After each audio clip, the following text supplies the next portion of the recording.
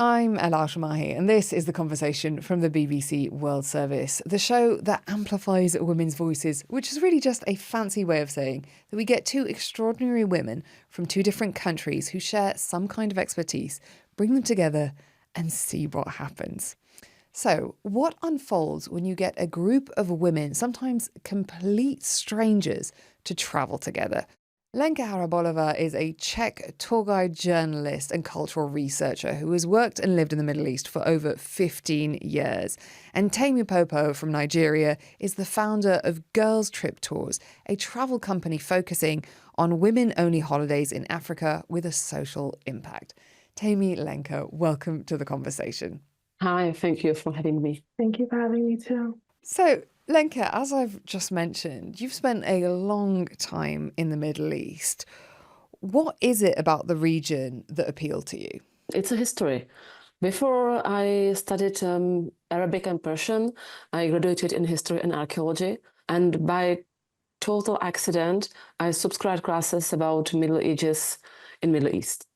And I remember first 5 minutes sitting in the class, and I was shocked. There was a big word, complex, full of history, full of amazing informations that I had no idea about. It was 15 years ago, and at the moment, I entirely changed my life. I changed my focus, and I started working and studying the Middle East. Temi, why is travel so important to you? So for me and my family, we have a history, a legacy of travel. My grandmother actually got a scholarship from Nigeria to study at the University of St. Andrews when she was a teenager.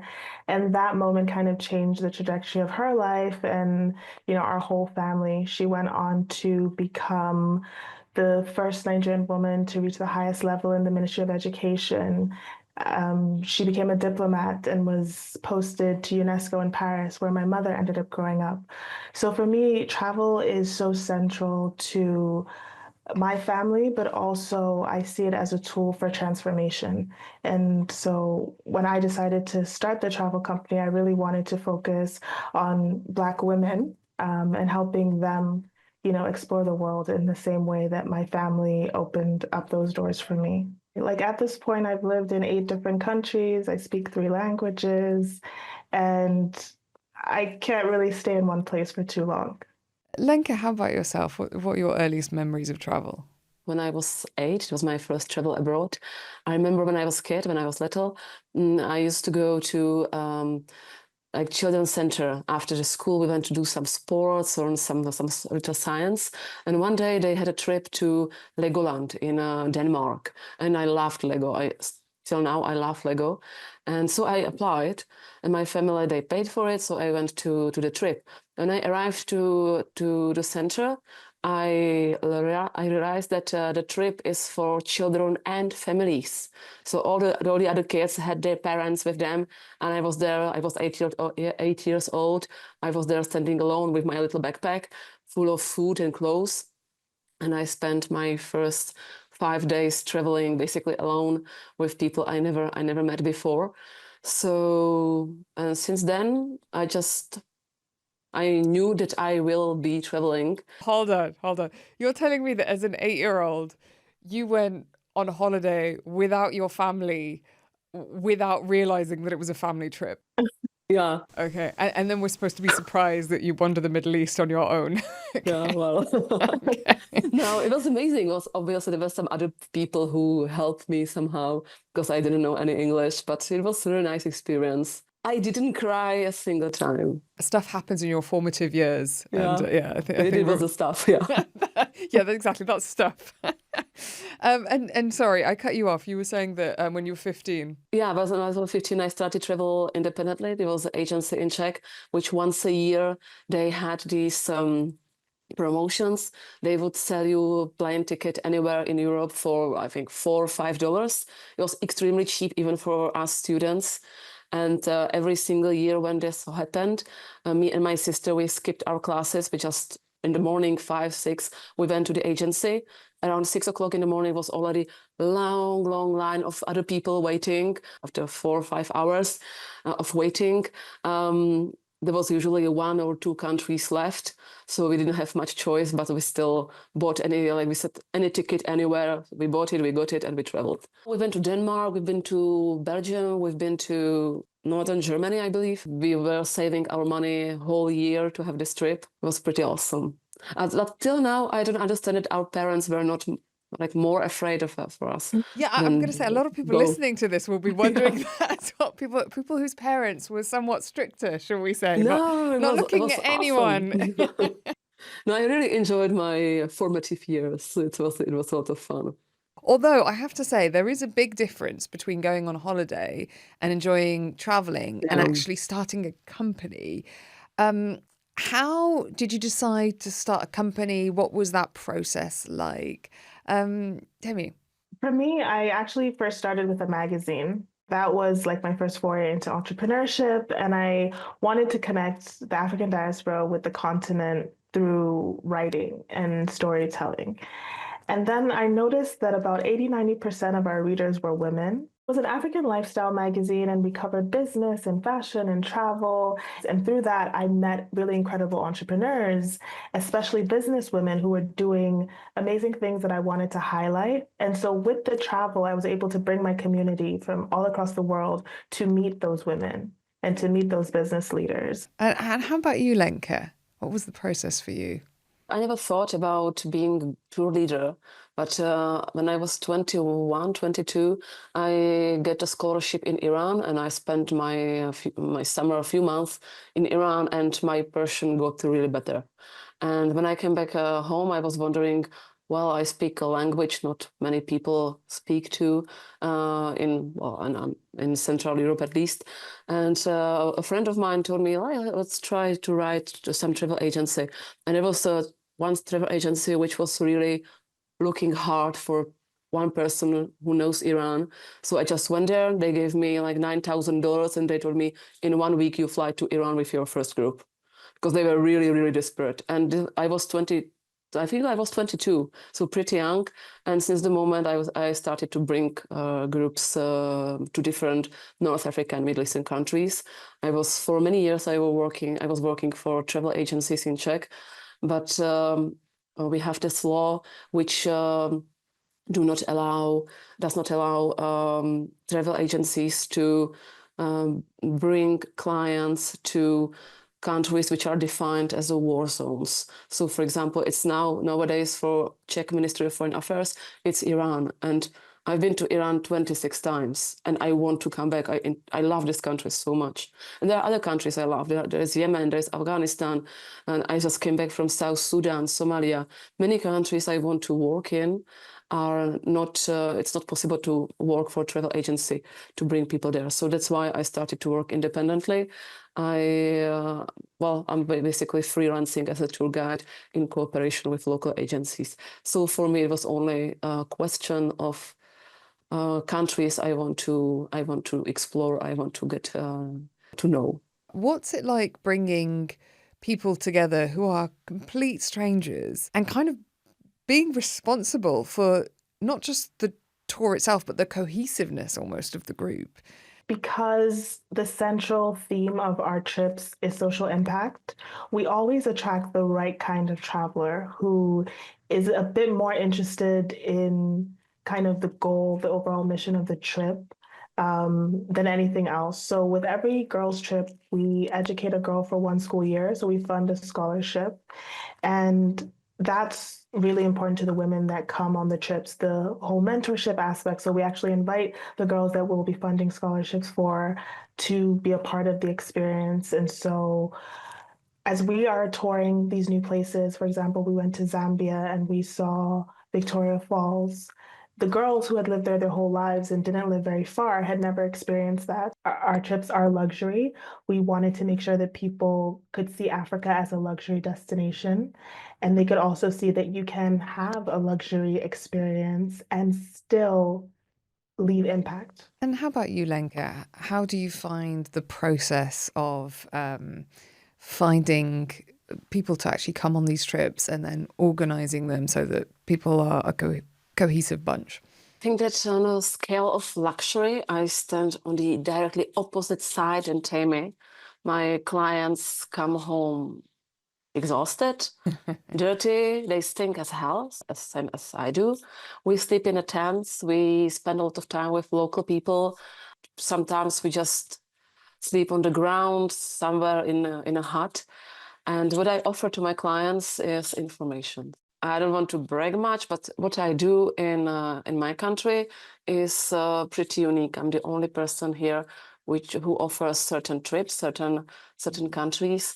And since I'm a writer, I'm a journalist, I'm known among those people who are interested in Middle East. So I don't need to promote much. Usually what I do, I just put information on my website. Hey guys, these days I have this trip, next month that trip, and people just apply. And it comes quite, I'm surprised how easily it works now.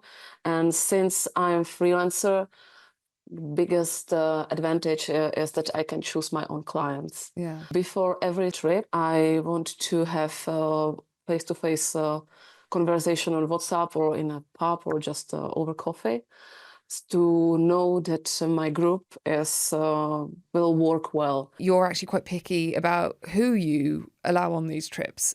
Exactly. And that just seems like a really fascinating business model because it's just so different to what most people are expecting. Look, I'm having a decent life, Yeah. and I prefer to have less money with less problems. I mean, if you bring a wrong client to a wrong country, it can cause you a lot of issues. Yeah. It can cost you future clients. It can cost you your reputation. And it's not just about safety. It's also about respect. Yeah. Imagine now working in Afghanistan. You bring a group of tourists, and they all have these big SS cameras, and they want to take pictures. And sometimes we have to explain them like, guys, this is not a place you can take pictures. Those people, they are not giraffes, they are not zebras, they are not on safari, those are human beings. And I speak Persian, I understand how Afghans react. They tell you in Persian because they don't know any other language. They tell you, oh, you've been killing us for 20 years and now you take pictures of us like animals. So you have to really talk to your clients and explain them how to behave, how to respect other cultures. Temi, what do you think surprises the women most when they go on one of your trips and visit an African country? Most of my travelers are maybe first or second generation, from Africa, or they're African American. There is this, lie that they've been told about the continent. And so usually when they arrive and they see how developed it is or how friendly people are, it does take them aback because they've been told, Africans don't like you, especially as African Americans, or that the whole continent is extremely unsafe. And then when we connect them into our community and they meet the women who are, hosting them, if you will, there is so much that they have in common and there's so much similarity. And that really takes them aback, this idea of sisterhood across the global diaspora. Lenka, how do you find leading all women groups? Sometimes it's more difficult than to work with men groups because often there are more issues on communication level, and there is a much more envy than with men. Men are, I don't want to say it in a mean way, but they are more simple to work with. Men are just easygoing. If they are upset, they will just argue with you, they can beat the other guy, and it's finished. Women do not forget, and she's upset silently. Okay, obviously, men group have different issues, and but for me, it's sometimes much more easygoing because with men you can just be straight. So women are just much more complicated for me, and I'm speaking as a woman. For me, I haven't really experienced that with the women groups I've led. That's a good thing. Women, That's a good thing. Yeah, so Black celebrate women, that. What I will say is women will hold you to a higher standard because they tend to see the details. With my trips, they're also luxury, so it's a little different, right? There's really not too much to complain about because you're resting and you're luxuriating the whole week. But I will say women are very detail oriented and will see the little things. So how do you make it special then? for women on your trips, Temi? So with my trips, there's always like a welcome gift when folks arrive, and it's always very closely linked to the community that we're in. So like handcrafted artisan work, things like that that kind of tie them to the place. Again, with the mentoring aspect, we always do a workshop with the girls beforehand. So we match the women with the right girls in terms of like the girls who maybe want to become a coder, and then we match them. So those little details and making sure that they feel like they're impactful, even in the mentoring aspect, they know that we care with the little details of the gifts, with conversation cards over dinner. I really try and like zoom in on the tiniest details so they feel like this is not a trip that they could have planned themselves. Well, it's intriguing as well because, so many people wouldn't associate going on holiday with mentoring. But what you're describing here is that the mentoring is, yes, them giving back, but also clearly is something quite special for the person that's doing it. 100%. You know, the girls get so much from it. They usually are maybe the first generation in their family to pursue higher education. And so they don't have many examples of women, of career women, who are doing the things that they hope to do. And so with our trip, they're able to see examples of what's possible, but also have these women speak to them and encourage them to stay on the path, which you might just think, oh, like, meeting a woman who tells you it's possible isn't a huge motivator, but it really is for these girls when everyone else around them is telling them that they should just get married, right? And they shouldn't pursue their dreams. And then not only that, but then they get a scholarship or some form of educational support after the experience. You talk about women-driven ecosystems. Yes. So we were actually featured in a United Nations case study around 2020, so post-pandemic. And at that time, that's when I really understood what we were doing because other people saw what I was doing kind of before I understood it. But I had always been drawn to working with these Black women-owned companies. And what I started doing thereafter was really focusing on building this ecosystem, which now exists across 6 countries. So it's a network of women-owned travel companies, whether it's hotels, transportation providers, to the little activities that people can tap into. Right. So if you want to plan a trip and you want it to be led by businesses that you know will impact the local economy, because in Africa, especially Southern Africa, East Africa, a lot of the tourism companies are still European owned. And so if you just stay at a generic hotel or you just go with a generic like tour provider, that money is ultimately making its way back to Europe. And that's the colonial legacy. But with the folks that I work with, you can be sure that the money stays on the ground and impacts local communities. And so that's what I mean by this women-driven ecosystem. By supporting these women travel companies, you're supporting the communities that they support, and there's a ripple effect to how your tourism dollars are spent. I wonder if you could give me some specific examples of moments of connection between the women on your trip. So I think Zambia was a really good one because for the Zambia trip, we went on safari, but we kind of did the safari experience our way to almost turn it on its head. Right. So we found a company in Botswana and it's all women tour guides. So it's Africa's first all women safari guide team. And we were able to take our travelers to meet them and experience safari from like this decolonial point of view, right? So it's African women leading it.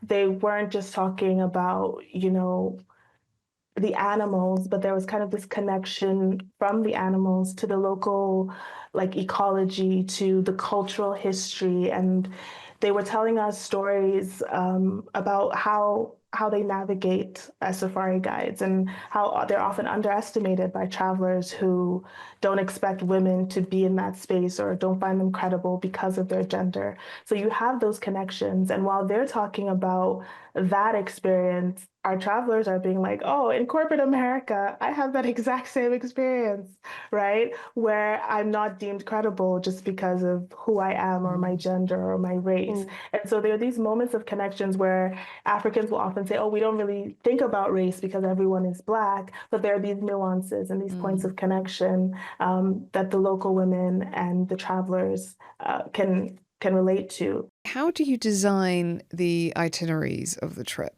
For me, I generally will go to the country before, just if it's a new country that I'm launching, just to kind of try out the hotels, find the right sort of women that I want to be a part of the itinerary. So, who's the tour provider I'm working with, transportation company, all those like little details.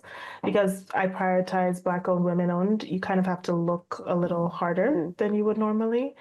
And then I also want to kind of tell a story. So because we started off as a magazine, I still have that like storytelling desire throughout the trips to kind of with each day, with each activity, kind of unlock something new and like expose a truth, an unlearning, because it is, people of the diaspora visiting Africa, there are certain things I want them to like leave knowing, right? So a good example is Black-owned Cape Town. We started that itinerary in like 2022. And if you've ever been to Cape Town, South Africa, you'll know that, it's mostly white-owned businesses, legacy of apartheid. I don't usually get culture shock, but Cape Town was almost like traveling through time. And so I wanted it for other Black travelers to, yes, experience Cape Town and understand that it is an African city, because a lot of people will say, oh, Cape Town's like a European city. It's the European city of Africa. But Black people were displaced to create what is Cape Town today. So there are indigenous Cape Townians that are Black, and they were forcibly moved. And so I want to tell that story. But I also want to say that despite all the terrible things that happen to Black people in Cape Town, there's so many thriving. So we have Black women-owned restaurants, Black fine dining chefs. The only Black-owned winery in South Africa is on our experience as well. And so it's to say that, yes, despite the disadvantages, people have been able to thrive, and I would love to introduce you to them and have them tell their story of how they got here. Because it's just one generation since apartheid, but it's incredible what people have managed to build despite that. Yeah. Lenka, with you, I'm assuming it's very different when you're planning the itinerary, because you're not looking at high end. No, I'm not. When I plan my trip, I usually go to the country, hitchhike a few weeks, and then I just think about how I would like to spend my 2 weeks with my clients. I plan the trip, and that's it. Yeah. I always try to get to know local people, local mentality, which is quite helpful when you plan such a trip. So I always try to visit every single city, every single village I plan to bring my clients, just to not be surprised, to not be shocked about what we are going to see. And Lenka, how do you cope when things go wrong? How do you deal with that? I knock on the wood. Things do not go wrong on my trips. No, never. No, there are some minor issues, like you can miss your bus, or like some people get sick, some people get injured. Fortunately. But no one of my clients is expecting that everything will go 100%. That's why every time I have, like, I call it expeditions, there is a one extra day, like free day, because if anything goes wrong, we have this extra day, and we always will catch our flight. I think the worst thing what happened to us was in Chad 2 years ago. We went to Garevol Festival of Nomadic People, and it was one of the best experience I ever had, because when I can travel independently, I travel for religious festivals. This is kind of my hobby. And we've been there for a rainy season. So there were a couple of days we just spent 7 hours a day digging our cars from the mud. And at the end, we had a car accident, like we were pretty far, 8 hours from the hospital. So it was the worst that happened. It basically, accident, I got the worst injury, that was myself. So it's fine. And tell me finally, how do you cope when things go wrong? It's kind of very different from Lenka, because it is luxury and people are paying a premium. There is this expectation that everything is going to go exactly to plan, on the minute. And with Africa travel, and be luxurious, right? Yes. And with Africa travel, that's not always possible. Especially when it comes to the timing of things. You really just have to learn to go with the flow. So I've purposefully chosen destinations where things are less likely to go wrong, where people do respect time a little more.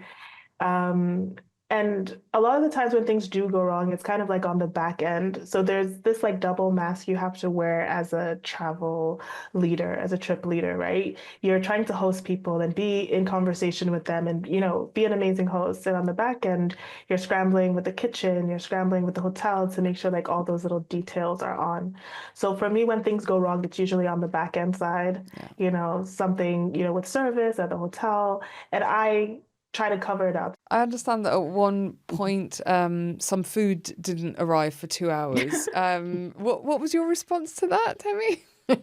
Yeah, so we were in Accra, Ghana, and we had been waiting for our food for 2 hours. They actually served a table that had arrived after us, before us. And so I just went into the kitchen. I was like, can I get an apron? Let me help you make this jollof. You clearly need help.